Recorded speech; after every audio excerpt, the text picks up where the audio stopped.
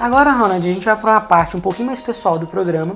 Show. E a primeira coisa que eu quero saber de você é o que você costuma fazer no seu tempo livre. Cara, eu acho que quem trabalha na área de comunicação, no tempo livre, geralmente está fazendo alguma coisa relacionada à comunicação. Né? Geralmente o diretor de arte vai ilustrar, vai fazer alguma coisa. E eu, como redator, não é diferente, eu gosto muito de escrever. Então, assim, meu momento lá, quando eu não estou vendo uma série ou assistindo um vídeo também, um filme, que é uma coisa que eu Gosta bastante. gosto muito, eu tô lá escrevendo. Eu escrevo roteiros de filmes, curta-metragens, escrevo longas. Então, assim, é bem direcionada a essa área de comunicação mesmo, que não dá pra perder. E ler bastante também, que é muito importante. Tem alguma preferência de leitura? Cara, eu leio de tudo. É aquilo que eu falei na pergunta anterior, né? A gente não pode ter preconceito.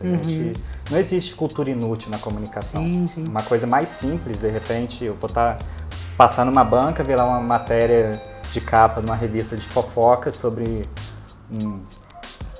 na personalidade, enfim, eu posso usar isso como um anúncio de oportunidade, claro. Né? Então a gente não pode ter ranço com nenhuma área, nenhum assunto específico.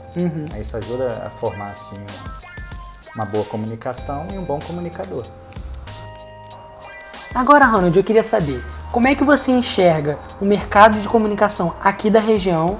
E queria saber se você acha que a gente já estagnou ou ainda há espaço para a gente crescer. Eu acho que a gente tem muito que crescer. E eu acho que a gente não está nem engatinhando, a gente está se arrastando. Sim. É muito ruim chegar a essa constatação, mas o nosso mercado, ele é um mercado de mente pequena. Sim. E para mim, mercado de mente pequena não cresce. E se a gente quiser fazer com que ele cresça, a gente tem que pôr o dedo na ferida. E por que eu falo isso? Porque a gente está no eixo Rio-São Paulo, dois dos centros mais bem desenvolvidos na comunicação, e a gente ainda não tem esse desenvolvimento, e muito se culpa ao próprio perfil dos clientes.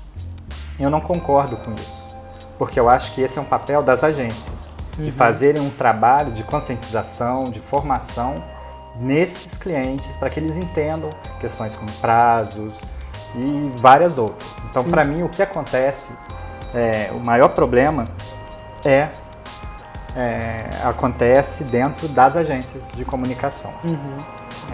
A gente que já está no mercado, que conhece várias histórias, a gente vê que muitos dos proprietários de agências não têm formação técnica. Sim. Então, eles não sabem o que cobram. E quando sabem, o ego, como é muito grande no nosso mercado, não só nos donos de agência, mas no próprio profissional, mas isso falando especificamente dos proprietários mesmo, são reprovações que muitas vezes beiram ridículo, não tem sentido, né? E isso causa uma desmotivação muito grande das equipes. Sim. E essa desmotivação é muito ruim. São profissionais muito bons, que não tem nada a dever aos profissionais do eixo Rio-São Paulo, até porque muitos são formados lá fora, mas vêm para cá. Sim. E porque são daqui, obviamente, mas infelizmente não tem essa estrutura, esse caráter de entender o profissional. Então a gente precisa mudar um pouco isso. E essa desmotivação, ela acaba acontecendo em duas formas. O profissional que deixa de dar o melhor de si, porque ele começa a pensar pela cabeça do patrão, porque isso é muito ruim para o criativo. Criativos desmotivados que acabam largando a área. Eu conheço vários profissionais. Sim. E histórias também que acontecem lá fora, mas assim, como a nossa realidade aqui na região, tem acontecido uma grande fuga de profissionais muito bem capacitados, mas que vão para outra área. Vai trabalhar no comércio, vai trabalhar na indústria, não na comunicação, mas em outros setores da indústria. Sim. E se tornam até mais frustrados por terem gastado tempo, dinheiro numa formação, sendo bom profissional e ele sabendo que ele é um bom profissional, mas ele acaba largando a área por ele estar descontente por tanta coisa que pode ser evitado e que infelizmente não é. Por outro lado, a gente vê também um mercado com muitas agências Sim. Eu me recordo de um levantamento que eu tive acesso um tempo atrás, que só em Volta Redonda acho que havia mais de 50 agências de comunicação. E a grande maioria dessa é uma agência que a gente chama do EUSA. Né? É o cara que se forma, que ou ele não consegue emprego dentro de uma agência, ou ele sai dessa agência cansado de tanta cobrança, muitas vezes indevida, e ele vai montar a sua própria empresa, só que ele tem que fazer tudo. Sim. E isso é muito ruim, porque é muito difícil o cara ser redator, diretor de arte, diretor de criação, atendimento, mídia, tráfego, fazer a administração financeira da empresa, e ele vai acabar cobrando um valor ínfimo, porque ele não vai conseguir bater de frente com uma agência, e ele nem quer isso, porque ele quer fazer dinheiro, ele se contentaria com o salário que ele ganharia na empresa, então ele vai colocar o preço lá embaixo, para ele chegar lá em 1.000 e pouco, R$2.000, para ele já está muito bom, e ele vai prostituir o mercado. É aquilo que a gente chama mesmo da prostituição do mercado. É o valor lá embaixo, uma qualidade que deixa de ser a ideal, mas a gente sabe que tem empresas que pagam por isso, e esse é um problema muito sério, muito sério. Outra questão com relação a reconhecimento do mercado. Nosso mercado, infelizmente, ele não privilegia o profissional que cria. Ele privilegia os donos de agências e os donos de produtoras. Mas quem cria? Como que ele é conhecido? Sim. Eu não sou conhecido por muita gente, pela grande maioria do mercado, como muitos outros profissionais também não são. Isso porque a gente tem um prêmio de comunicação na região, único, e se você parar para ver, você não tem uma ficha técnica que não consta o redator, não consta o diretor de arte, não consta o diretor de criação, não consta o editor, o câmera. Então, como que a gente vai dar voz para esse público se quem pode dar essa voz não dá? Então, essa questão é muito complicada de se lidar. Outro ponto muito importante é como a nossa comunicação é tratada na região. Nossa região, ela não tem um sindicato voltado para a comunicação. E é uma coisa muito falha. O mais próximo daqui está no Rio de Janeiro.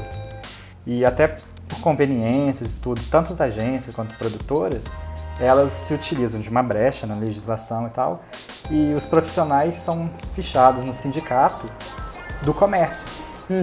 E sem querer desmerecer o comércio, mas são completamente diferentes essas áreas, né? Então não dá pra gente querer competir com o comércio, a gente sendo de comunicação, onde o nosso produto é diferente. Sim. A gente trabalha com ideias, a gente trabalha com criatividade, né? Então assim, a gente precisa trabalhar um pouco mais a união de todos os profissionais, não só donos das agências, porque a gente também não pode estar falando de um sindicato patronal. Sim. E a gente também não pode falar só do profissional que vai querer ter um sindicato para bater de frente com o empregador. A gente precisa ter um sindicato que abrace tanto um quanto o outro. Né? Os dois públicos precisam caminhar juntos e não separados, porque eles trabalham juntos. Então a gente precisa trazer um braço do sindicato para cá, a gente precisa ser muito mais bem assistido dentro daquele conhecimento que a gente tem, dentro daquele trabalho que a gente desenvolve. Enquanto não for assim, a gente vai continuar se arrastando enquanto mercado. E assim como eu falei, de união, não só a gente trabalhar juntos para trazer um braço do sindicato, é a gente trabalhar também em prol do desenvolvimento, criação e desenvolvimento de um clube de criação na nossa região. Que é uma coisa que vai mudar completamente o comportamento, a motivação, a gente vai conseguir desenvolver ainda mais o nosso cenário, a gente vai conseguir criar de uma forma completamente diferenciada, porque vai haver uma competição mais acirrada, porém sadia, eu acredito, porque a gente vai ter ficha técnica, a gente pode ter um prêmio mais valorizado para o nosso mercado, onde a gente vai ter realmente TV, mas a gente vai ter criação para mídias digitais, para web, das mais diferentes formas, a gente vai ter mídia impressa, a gente vai ter rádio, e todos vão sair ganhando, principalmente os clientes, e com certeza o nosso mercado.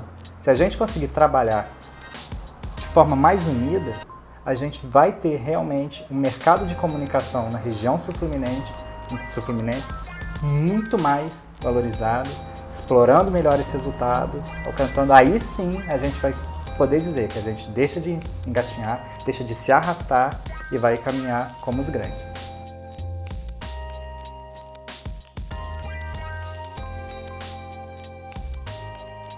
Agora, Ronald, sobre conteúdo impresso, você tem alguma revista ou mesmo livros que você gostaria de indicar?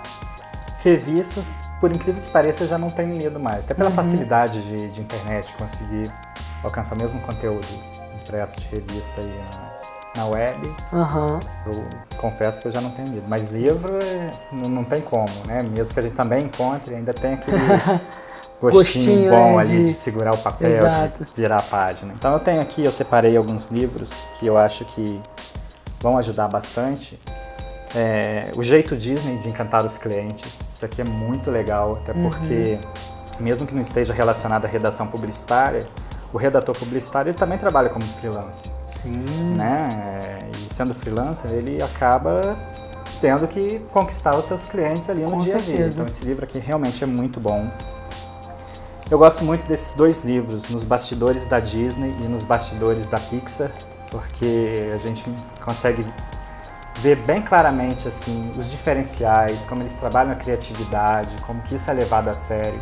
E isso ajuda a gente a ver também que a gente pode trazer um pouco disso, um pouco desse encantamento para o nosso trabalho no dia a dia. E para quem quer conhecer um pouquinho de roteiro, eu tenho aqui Os Segredos dos Roteiros da Disney, e do Sid Field, Manual do Roteiro. E aqui a gente tem várias dicas práticas aí que ajudam a fazer a diferença quando a gente está bolando alguma história. Sim. Então são essas dicas. Mas não se prendam só em livros técnicos, é o que eu falo sempre. É muito importante fazer vários tipos de leituras, sabe? O mais diferenciado possível, romance, suspense, enfim, tudo que a gente tiver ao alcance é sempre bom, porque a gente sempre vai tá melhorando o nosso vocabulário, a nossa forma de se expressar mesmo. Então, leiam muito, porque a leitura vai fazer a diferença no nosso trabalho e como pessoa também.